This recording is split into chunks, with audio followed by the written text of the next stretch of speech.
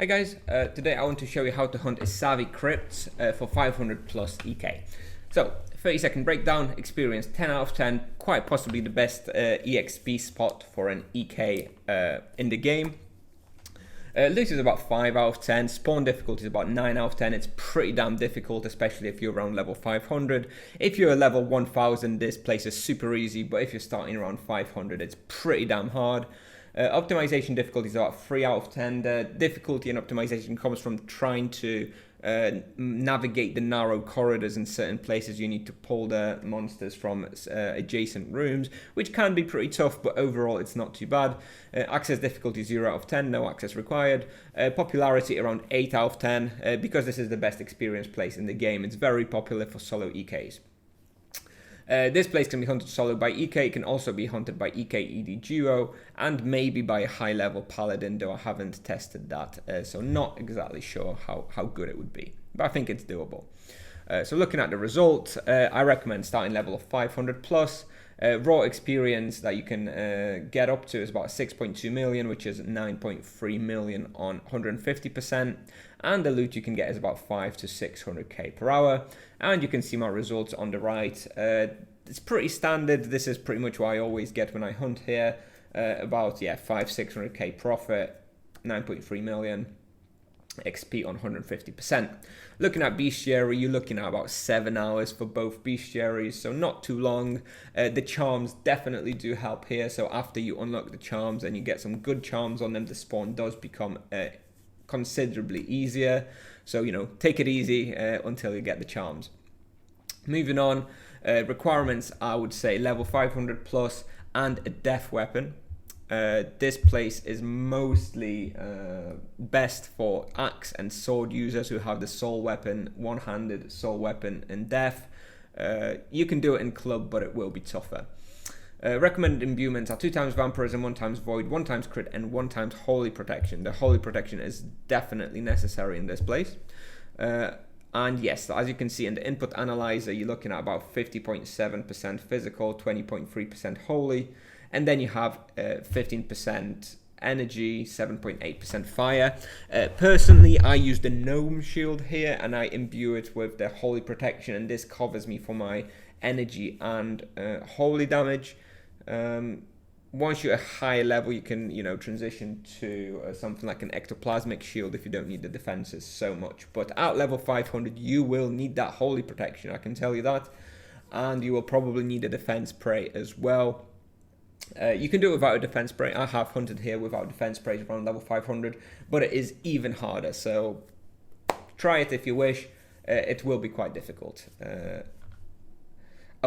One last thing worth mentioning here, Sphinxes do make up a majority of the damage here, even though they are, about 50-50 with regards to the spawn rate. There's about the same number of Sphinxes to Crypt Wardens. Sphinxes do a lot more damage. So if you're going to do a defense spray, ideally have it on the Sphinx.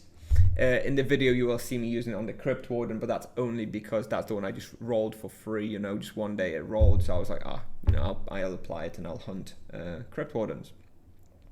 So moving on, I use about 200 Supremes per hour, 2.5k strong manas. I recommend dodge, freeze, or low blow on Sphinx, and I definitely recommend curse on Crypt Warden. It is so good. You really do want to have curse if you want to hunt here, because it really changes the game. Because Crypt Wardens, I believe, have 130% weakness to death. They have loads of health. Curse, just amazing. And the character in the video you'll see is 540 EK with 128 axe skill of loyalty, imbues 2 times vampirism, 1 times void, 1 times crit, 1 times axe, and 1 times holy protection. I also have defense spray on Crypt Wardens, but as I mentioned previously, Sphinx death spray is definitely better. And I have freeze on Sphinx and curse on Crypt Warden. And like I mentioned, any out of dodge, freeze, low blow is fine on Sphinx. You can apply dodge if you're struggling. If you're doing okay, then you probably want a more offensive charm. Now, moving on to the route, there are plenty of different routes you can take here. This is definitely not, by far the best one or anything. You can watch plenty of Twitch streamers who hunt here. This is just a recommendation and what I'll be doing in the video, and it works for me. I like it a lot. However, you can be going counterclockwise, clockwise. You can be doing slightly different pulls. But anyway, let's get into it. So I start here on the yellow spot. Then I move on to top and left and I do a big pull here. I go south through the doors. This third pull right here is probably the most difficult one because it's the most narrow, and it's kind of awkward sometimes because maybe some monsters get trapped up north, some monsters from down south don't come, so you're going to have to practice. Sometimes you take a few steps south and come back, sometimes you take a few steps south and stay there, sometimes you kind of go to the right and pull a few monsters. This is the toughest one. Hopefully you can figure it out. It needs a little bit of experience. Afterwards, you move south through the doors. You kind of try and pull the monsters from here so they come to you for this pull. You do a pull there, then you go down and right. You go up, you do a big pull here in this room, central room south. Then you go to the right. You do a pull around here, 2 SQM away from the wall so that monsters can pass through. You go through the wall and you do a pull here. Again, this one kind of can be a little bit awkward at times. You kind of want to take a few steps to the left sometimes and pull out a few monsters from here if you don't have enough respawn, and then you go back and do the pull here. And you sort of then go back to your first pull. You go out here. It's good to throw a few avalanches here because you're not going to have much opportunity to hit a lot of monsters here with your spells. So I try to throw a few avalanches in this part of the pull, and I pull everything up to here. This is probably the biggest pull you're going to do once you grab the monsters from here. There's usually around 10 monsters in this section. So yeah, I hope you enjoyed the video, and I hope you get the results same as me, and see you in the next one. Thanks.